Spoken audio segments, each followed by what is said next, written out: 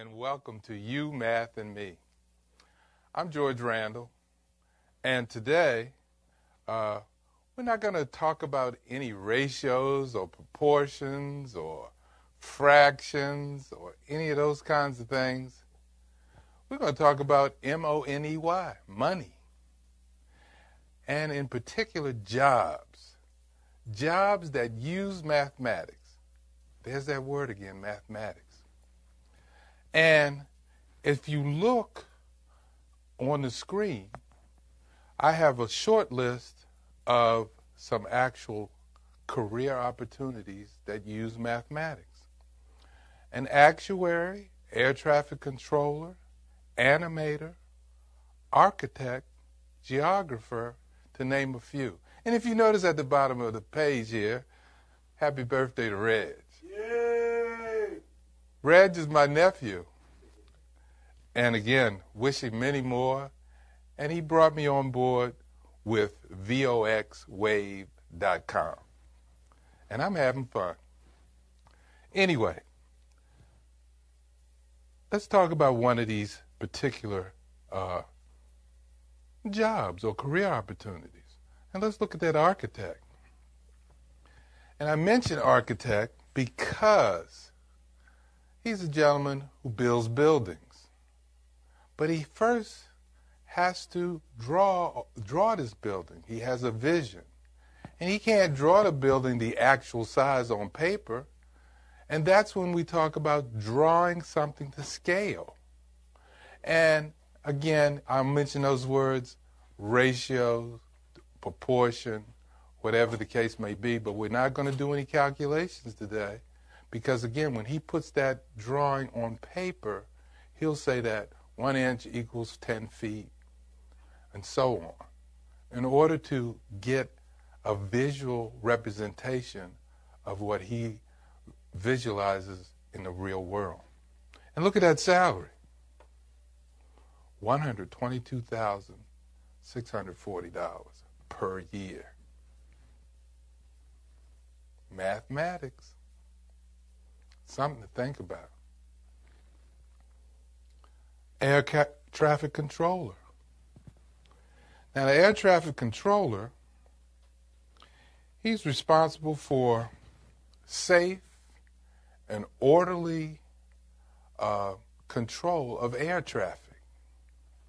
But there's a lot of calculations and reading maps and looking at that map and determining where 10, 15 planes are. And coordinating all of that so we don't have accidents in the air. And look at that salary that he makes. $161,000. Let me read it again. $161,650 a year. Mathematics.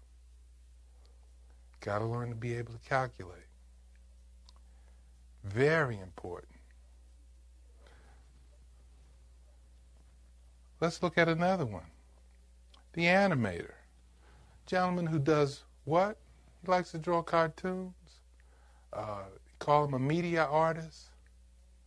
But again, in working that particular medium, that individual looks at $99,130 a year. M-O-N-E-Y. There's a reason that we want you to learn your math, be able to read, write, and arithmetic, because we want you to be able to take care of yourself someday.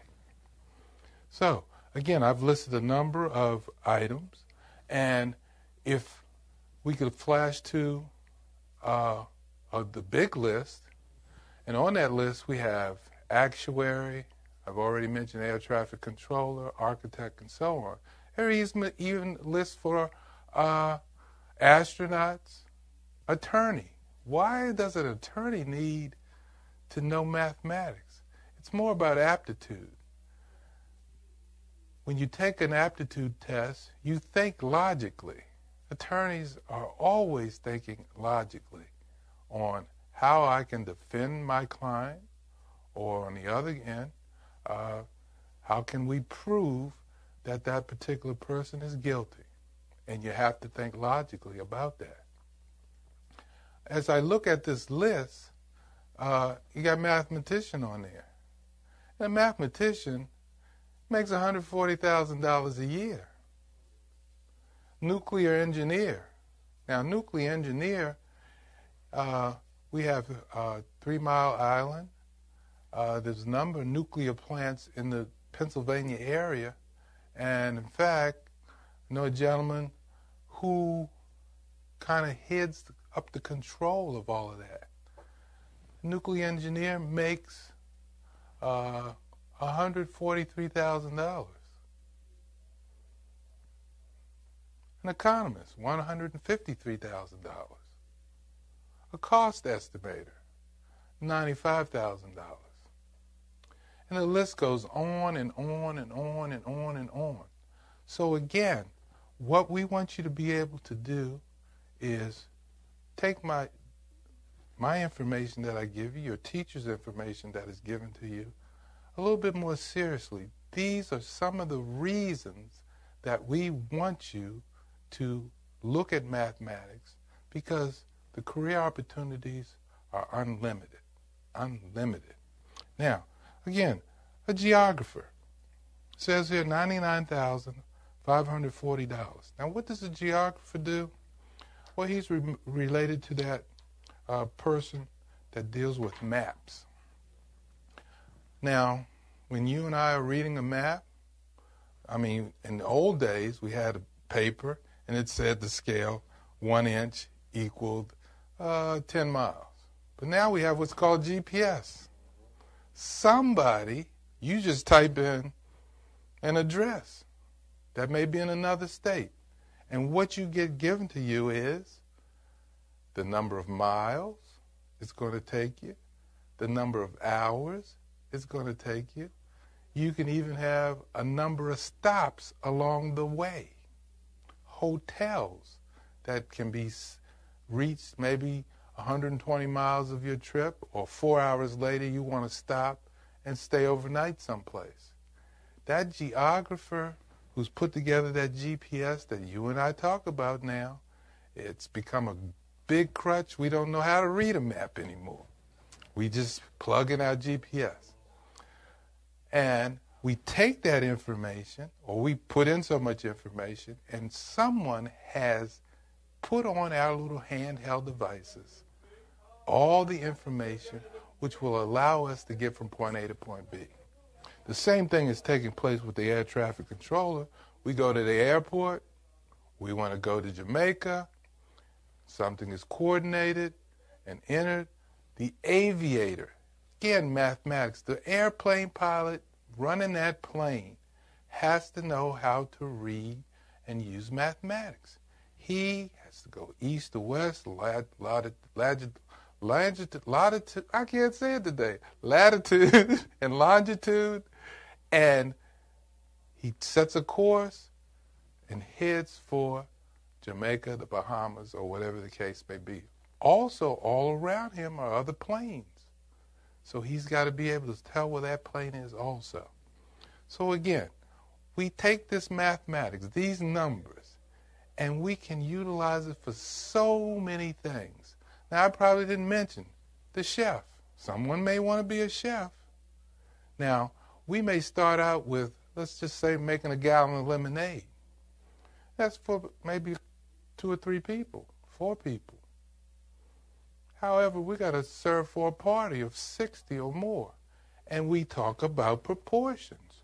So if, for example, we started out with just a gallon, and we have to put so much sugar, so much mixture, and then we have to decide, and when we do our proportions, so that we as a chef can make our punch, increase the number of items for our increased number coming to the party, and so on. Numbers, mathematics.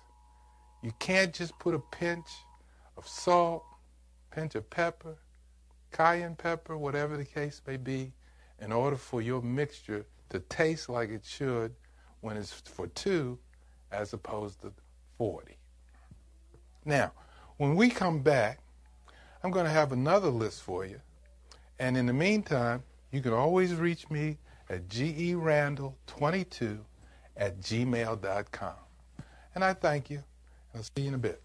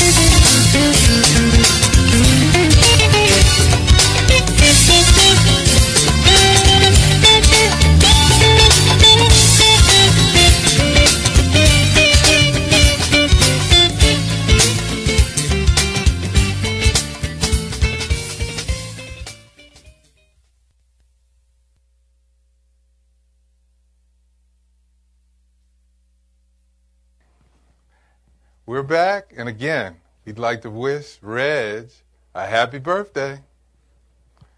And now I want to go to that list again. Now, looking at that list, there are a number of items on here. Electrical engineer. It looks like his average salary is $126,000. Stockbroker. You see them all the time. $118,000. Foreign exchange trader, $139,000. Computer scientist, $156,000. Cost estimator, $95,000. A technical writer, you might like to write, $100,000.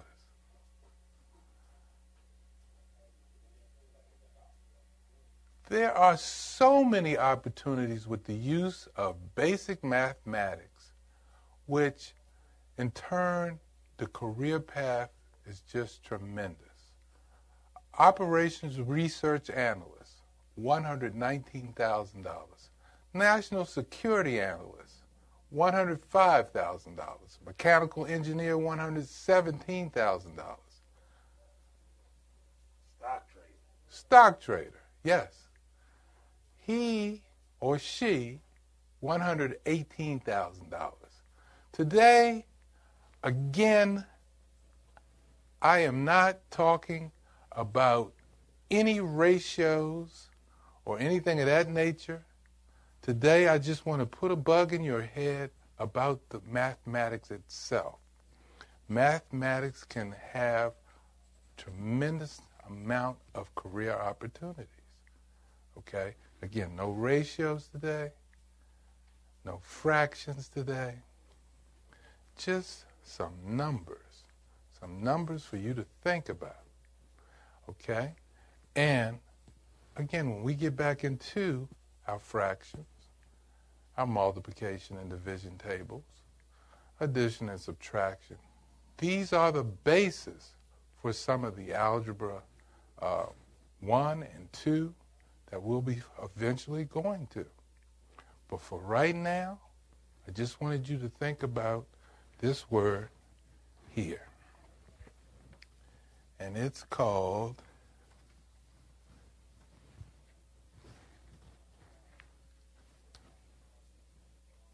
M-O-N-E-Y.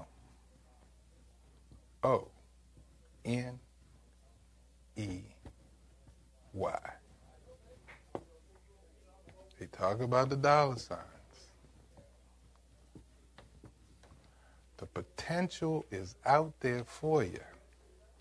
I gave you a short list of the number of opportunities that are math related. And what can I tell you? I'm excited about it because the career path is really wide open. Okay? And today is going to be a short show because no numbers, no proportions, just something to think about. So, again, we want to wish Reg happy birthday, and I'm going to see you next time. I thank you.